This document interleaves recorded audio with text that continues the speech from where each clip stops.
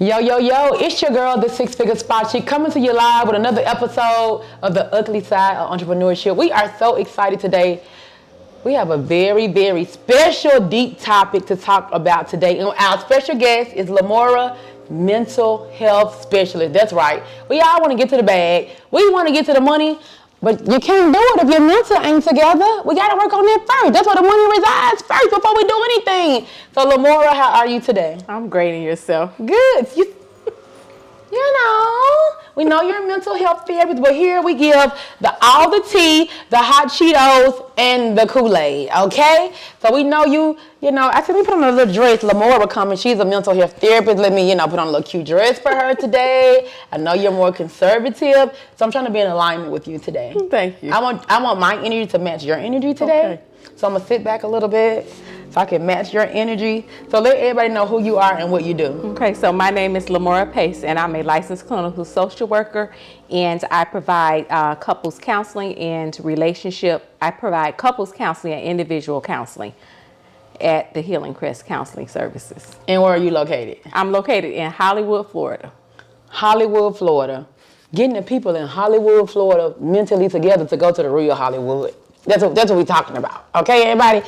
You got to get ready to make your Hollywood money in your business. That's what we're talking about today. All right? So on the ugly side of entrepreneurship, we like to discuss the good, the bad, and the ugly to save other people from the time, the headache, losing money. I've been through a lot. So on your entrepreneur journey, has anything bad happened, or is there something you wish you would have known before you got into entrepreneurship so we can just help somebody else to save them the heartache? Yes. I wish I would have known that there needs to be clarity in regards to entrepreneurship when it comes to your partner or your spouse. Break that down. Because can it get juicy? Make it juicy. Well, we know you're a mental therapist. Right, because that could definitely impact your relationship, because your spouse will say, yes, I support you in anything, and if they love you, they're going to support you. But I don't think they understand the time, the work, and the energy that's required, and the time that takes away from the relationship. And it can cause relationship issues. And I have gone through things where my husband is like, okay, so it's like you're choosing the business over me. And you almost feel like you have to make a choice. So what and that gets really heavy. Well, I had to figure out how to balance the two. I feel like there's no balance. What you think? Well, I wasn't choosing to leave him, and I wasn't choosing to leave my business. Can we give a 5 on it? Give me a 5 on it. So I had to figure out how to make it work. So what did you do? Because people ask the question all the time, like, Candace, how do you, because everybody know I love my husband. So they like, where's the balance? I'm like, girl, it ain't none. If it ain't on my calendar, it ain't happening. Right. So I had to put on my calendar date night, take the kids somewhere. Right. Because my calendar would get full with all work. So right. That's how I balance. It's just with my calendar. So how did you find your balance? Boundaries. So one thing is Fridays. So I don't see counseling sessions on Fridays. I don't care if people, they're saying that they're going to pay. Money is not worth me risking my marriage. So I don't see clients on Fridays, and I go in late on Mondays. So I work full days, Tuesday, Wednesday, Thursday. So when you go late on Monday, what y'all be doing? Well, at home, I spend time with him. No, actually on Fridays, that's when we really spend time. So that's his time. On Friday? Yes, on Friday, that's his time. So another thing I want to ask that's super important, because we know entrepreneur requires a lot, and some people's spouse is not supportive at all, and it makes them not able to perform well in their business because they're torn that they don't have the support. So what would you say to them? Like the people whose spouse is not supportive at all? Well, at least first work on trying to help them to understand.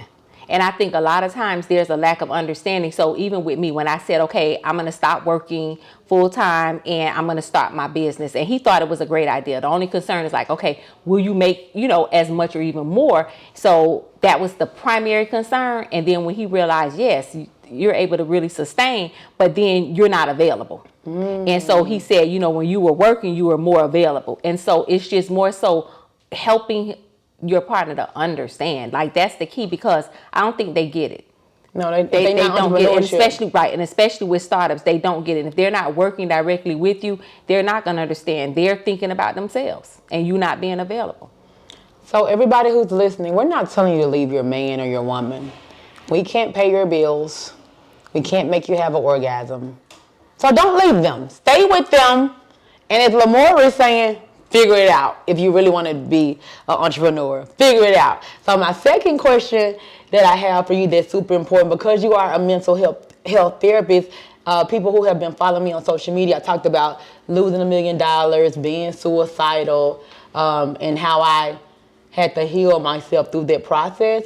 So I'm sure other people are watching who may be in a depression place, an anxiety place. I hope nobody ain't suicidal who watching this. What would you say to those entrepreneurs where entrepreneurship just gets so tough that we just go crazy? So I really feel like it's why are you doing it? Because a lot of times I feel like people are doing it for other people. And so it has to be for yourself. And so it's important. Like I tell people all the time, definitely when it comes to suicidal thoughts and feeling like, okay, well, I love you, but then I have to love me. And if I don't love me, it doesn't matter if everyone else loves me, because I'm going to feel like I'm a burden on someone else. And so it has to start with me and understanding, why am I wanting to pour so much into other people? Why is this so important? And then when people are not giving back, then I'm emotionally impacted and I'm steady pouring out. But then why? Because then you have to really do some self-discovery work and understand, is there some attachment issues coming from childhood that you're feeling this need and desire to connect with people, or feeling this need and desire for people to really validate you and your business. That's good. So if I just completely be honest with everybody, none of those were my issues. So for me, I've been trying to quit my business for 3 years. And I was like, I'm quitting it. And then God just like Molly whipped me. Like he dragged me around like a little rag doll. And then it was like, this is your calling. This is the assignment I gave you. This is what you have to do. And if you don't do this, your life's going to be hell. That's what I interpreted. What would you say about that? I agree. From a spiritual perspective, you was being whooped. Yes, because when you don't move when God tells you to move, then he's going to help you move in his way. So from a spiritual perspective, yes. Yeah, because I've been there before as well. So I think my whole thing was spiritual. It wasn't about like pouring into other people, pleasing other people. Right. I'm lit. I don't care about those type of things. So I think mine was more spiritual than anything else. So what would you say, is that spiritual aspect and that mental aspect just as important when it comes to entrepreneurship? Oh, definitely. Definitely. I feel like we have to trust God in everything that we do, in all of our work. A lot of times we have to even understand, why are we doing it? Are we seeking God first when we're doing things? And I feel like a lot of times we're just doing things because it's the fad and because somebody else is doing it and it's working for them. But that does not necessarily mean that it's working for you. And I remember this one coach, and she's spiritual coach, and she told me, she says, you all over the place because what did God tell you to do? And so that was the reason I had to really kind of understand. I'm still really trying to understand what it is that he's directing me to do, but it's just kind of getting me. I feel like I do know. I feel like I know, but I feel like I'm also fighting it because it's more faith-based. Wow. Going into more of a faith-based direction, working with faith-based women in leadership. My whole life, if anybody is looking at this and you Google me, I done gave my life to God, okay? If y'all saw the old episodes, I hadn't gave my life to God yet on them other episodes, okay? So even me, I never thought I would be in this place like saying publicly anyway, hey, I done gave my life to God. You see, we have no cocktails today. Do y'all see that? It's no cocktails today. God, I don't drink anymore. I drink fresh juice now. But I never thought that I would, because I just been lit my whole life. So I never even thought that I would be saying like, hey, I done gave my life to God. I don't drink no more. I can't do this. I can't do that. But from me surrendering, my life is so much better. And not even money-wise. It has nothing to do with money. And a lot of people, if you guys are entrepreneurship, money plays a big part in being an entrepreneur because it's just all on us to make the money. But sometimes when, we get molly whooped. I'm from Memphis, y'all. I got molly whooped by God. So when you get molly whooped, it's like money don't got nothing to do with it. I gotta get in alignment with him, and then my money will come. Right. And then now it's kind of like, just doing what he wants me to do, and then just wait on my money. I'm used to making like 10K, 50K, 100K days. Now I'm making like, I won't even tell y'all, don't worry about it. I might mess up my makeup, don't worry about it. So how do I handle that? Or how do other entrepreneurs handle that from, being in this high place, doing what we want to do, thinking we all it to get molly whipped by God, and now he has to make sure he can trust us again with what we once had. Or for me, I feel like it's gonna be greater now. I think I feel like everything is gonna be bigger now. So how do we even handle that from a mental standpoint? I think even in your case, like it's going to be overflow. And I feel like God used you, and you had to go through what you went through in order for you to be able to help other people, because you're already in a position to support. And so many women, they lack that spiritual connection and just understanding the importance of just really leaning more on God, because that's also that second part. So when we talk about mental well-being, it's also that spiritual well-being. And a lot of times we're not spiritually aligned, which is why we are struggling, emotionally and financially, because we're not aligned. And so mentally you need to be aligned, and spiritually you need to be aligned. And I feel like you have gone through both. So you're going to be able to help support other people because you've experienced it. Because I made millions of dollars for years, and then I got molly whooped. And then one of my friends told me she thought I was anti-Christ. I said, how you my friend? And you thinking I'm an anti? She's like, I didn't know how to talk to you about it. I'm like, girl, you're crazy. I'm not anti. But I was just all about making money and making millions of dollars. Right. And that was my core mission and my core talk. I mean, that's what I teach every day. Right. That's my business. Right. And that's just what it was. And I wasn't talking enough about God. And I guess he didn't like that. Right. You left him out of the process. But I went through a whole mental breakdown in the process of this whole thing. So as entrepreneurs, or not even entrepreneurs, anybody who's listening and looking, what advice, how do we get mentally prepared to even withstand because now I understand that everything is a journey. I've been in devotion since December. So how do we even get mentally prepared to withstand the journey of just life, whether we're entrepreneurs or not? So self-care. I feel like we don't take time out for ourselves. I think that's another big issue, because we're so interested in, especially people talk about millions and now it's the billions. And so you're so fixated on trying to get this business up and running, and you're forgetting about yourself. Simple things as, if you're working sitting down, massages and stretches are really important. Taking walks, healthy eating habits, exercising, like all of those things tend to be neglected because you're focusing on business. And then what ends up happening is it begins to affect you emotionally. And then mentally you're worn. So I don't exercise. So self-care is key. I don't do stretches. I do juice. Does that count? Juicing is good. Juicing is good. I definitely do juicing. Juicing is good, but collectively exercising is really important, and healthy eating is really important. I don't eat healthy. Like people talk about, the no sleep zone, but that's not healthy. Important. Like you have to. I don't believe in that, everybody, just so y'all know. I believe you going to sleep. Yes, you have to sleep, because people feel like, okay, 2, 3, 4 o'clock in the morning. And I personally have done that, but you're wearing your body down. Sometimes I can't go to sleep. When I found my happy place again, and I did a training, and I had made like $3,000 in an hour, right? I was so happy. You would have thought it was $3 million, right? Because for 6 months I didn't run my business. So when I made the $3,000 in like an hour, I was like, I'm back. I stayed woke for 24 hours. I was like, what I'm doing next?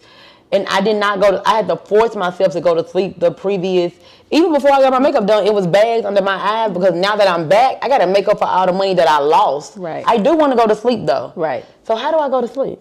You're going to have to find ways of coping strategies. Because my brain won't stop. I'm sure there are other people who are looking and listening whose brain does not stop. But I want to go to sleep. Right. I don't want to be awake all night at 3 and 4. Right. So my brain doesn't stop either. So I do meditation. Mindfulness and meditation. Yes, that definitely helps. Just sitting and shutting everything down and just meditate and just focus on just breathing. Because you have to shut off. If not, you'll keep going. I don't know how to shut off. Do you guys know how to shut off? We have an audience in the room. You know how to shut off? No. We don't know how to shut off. How do we? Meditation. Help us. You're the coach. Meditation helps me. Mindfulness meditation. So I just do deep breathing meditation because You have mastered your mind. Yes, because you have to take control of those thoughts. If not, it's going to continue to just go, and you're just going to continue to go and go and go. But at some point, you have to take control of it. The problem is we don't control ourselves. That's a bar. We allow our thoughts to control us. And whether they're negative or positive, either way, if they're just constantly going, it's unhealthy. Is your life perfect or like real good? I know, no. And the way you talking, I'm like, she got it going on. She got it figured out. No. People think that about it's giving perfect life. Look at your, I don't know if they can see your shoes, but I'm just saying, it's giving like, my life is perfect. No, like, it's not. And that's something that we have to definitely help people to understand, that our lives are not perfect at all. We go through struggles. What's the last struggle you went through? Oh, my relationship. Oh, that was recent. Yes. I didn't know it was recent. A recent my thing. Relationship, yes. Oh my God. Yes, that's major. That's major. But now y'all working it out. Yes, we are. And I've seen where, other women where they're in the process of divorce. And it's just difficult because you can help some people to understand and some you can't, because they're also dealing with themselves. And so if they don't feel some sense of adequacy in themselves, if they don't feel like they're succeeding in life, then you're excelling, then they feel like you're surpassing them. And so that also creates issues. So I thank God that my husband doesn't have those concerns, because I would probably be in the same situation. And that's not good. No, it's not, because it's almost, again, like you having to choose. Help us, Father God. And I know we're not willing to choose letting go business. I love me some AP, but baby, I can't let go of my business now. Right. But I already had this before I got with him, though. So he was already accustomed to me traveling every week, and I work all the time, and so I was already doing this before I got with him. Right. But I know some people are in relationships, and one of the partners are not already doing that, and then they start doing it, and maybe that's where problems would arise. Right, and they feel like you changed.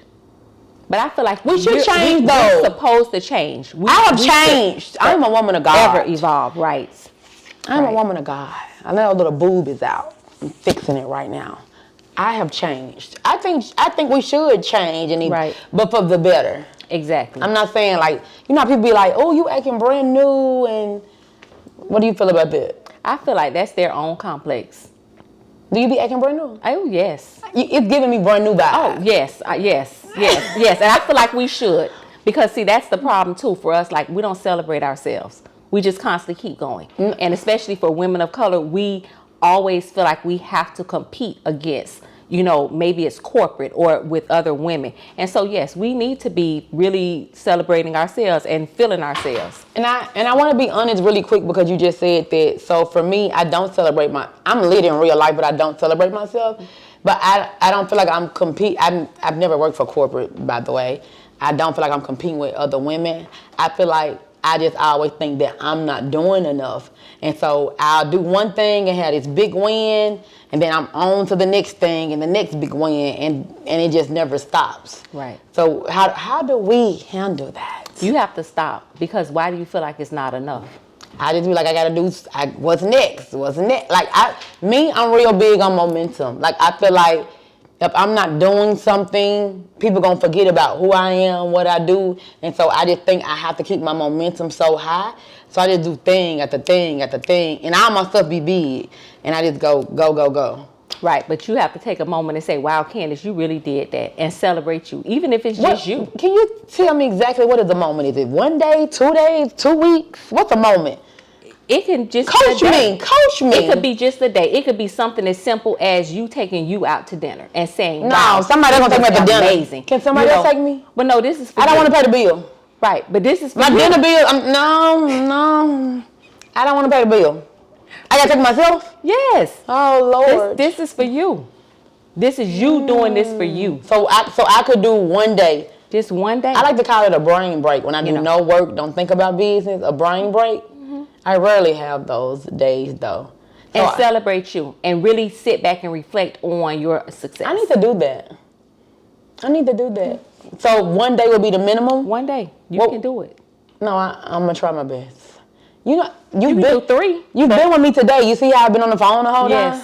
Yes. I about to throw my phone away to do that. Yes. Like, and when do you sit back, even with this podcast, when do you sit back and say, you know what, you did an amazing podcast today? No, we were talking about it earlier. I was like, oh, the other episodes look so good. I'm so happy. And so I did say that. But now we talking about what's next. What are we doing next? So it's still not like a moment to just reflect and be like, good job and take a break. Right. Because you said, I'm so happy, but you didn't say, Candace, you did an amazing job. No, I didn't. Right. Candace, you did an amazing job. I'm going to get that phone in that background. No, keep that in there. Don't edit it out. Keep it in there. So we need to tell ourselves we did an amazing job. Right. And just take a day to sit in that. Right. And celebrate.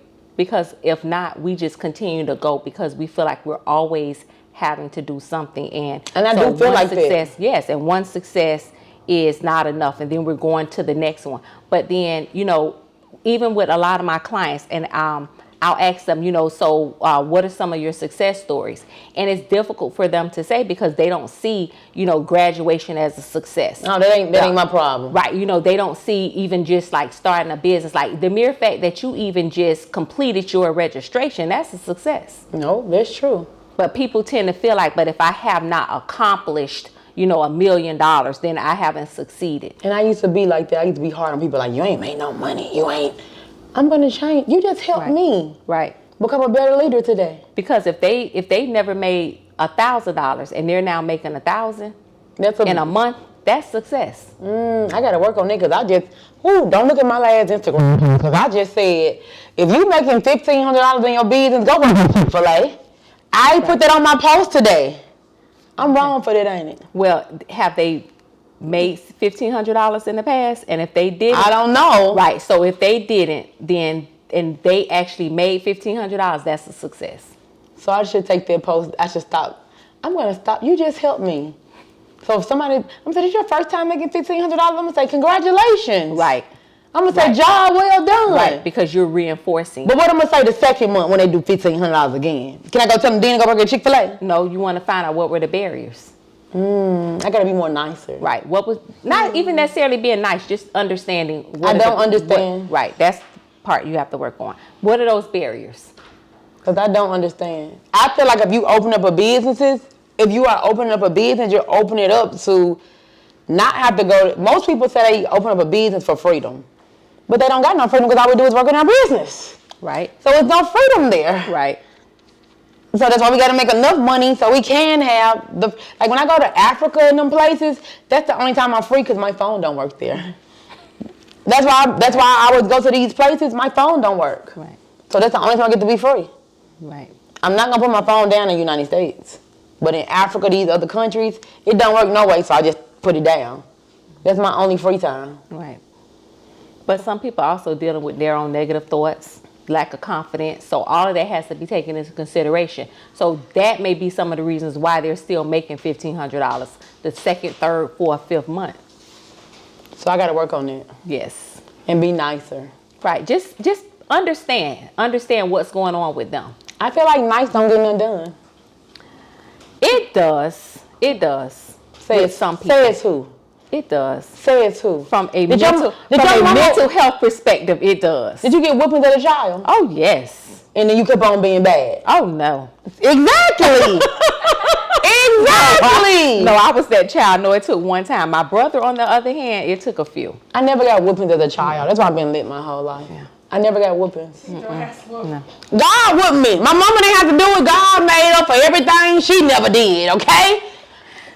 He ain't got to whoop me never again in life. All them whoopings I never got in 40 years, he did it for my mama. I'm going to tell her about that. So we're about to wrap up. Really important.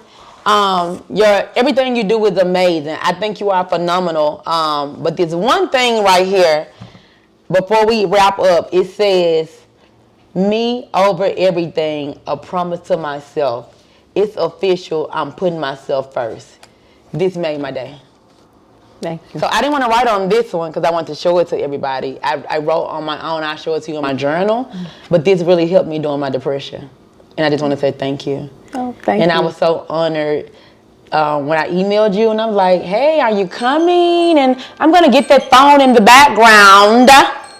Jesus Christ, I'm trying to be a woman of God. But this really helped me during my depression. Like, for real, for real. Thank you. And I think everybody needs this. Like, this is just a simple piece of paper and being transparent with ourselves and our thoughts. This is amazing. And I just want to give you your flowers. In front of the world.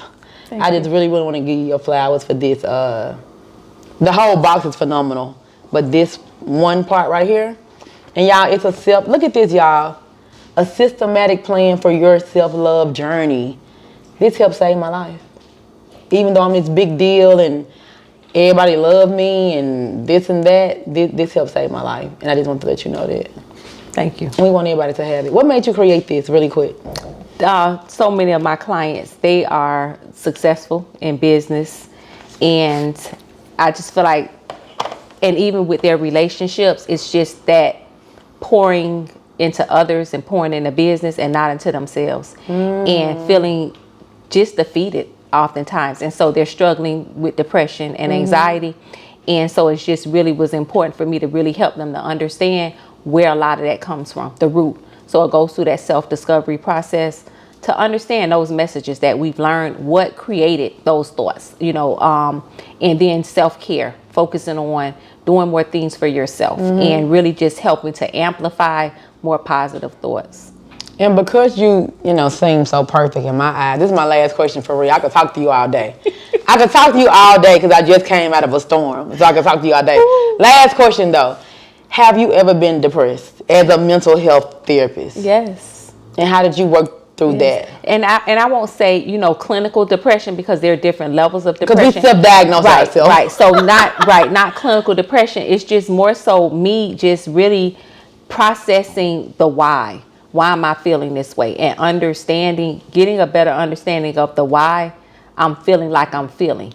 And really just affirmations, really taking time out to really do other things, removing myself from work. So you did all that by yourself or you did it with the help of another therapist? Like me, I went and got a therapist. Right. So just by myself and also just talking to colleagues who are also therapists. But for our people who are listening, who can they talk to? They can talk to a therapist. Definitely, therapists are available. There's, I feel like we invest in so many other things, but then we fail to invest in our mental health. And I feel like it's important. We shouldn't question costs when it comes to our mental well-being. If our mental well-being is intact, we're going to be successful across the board with everything else. And that's really important. Because my mental is back intact and it's going to be giving what it's supposed to give. So we want to thank you for coming on today. Where can people find you so they can connect, so you can... Somebody needs some help who's watching this. So where can everybody find you today? So I'm on the Healing Crest on Instagram. On Instagram, I'm the Healing Crest. And for the Simply Lovable boxes, I am Simply Lovable. Also on Instagram and Facebook. Thank you so much. We want you guys to stay tuned, turn on your notifications, share this with a friend, and wait for the next episode of the Ugly Side of Entrepreneurship with your girl, 6-figure spot chick, Candace Holyfield Parker.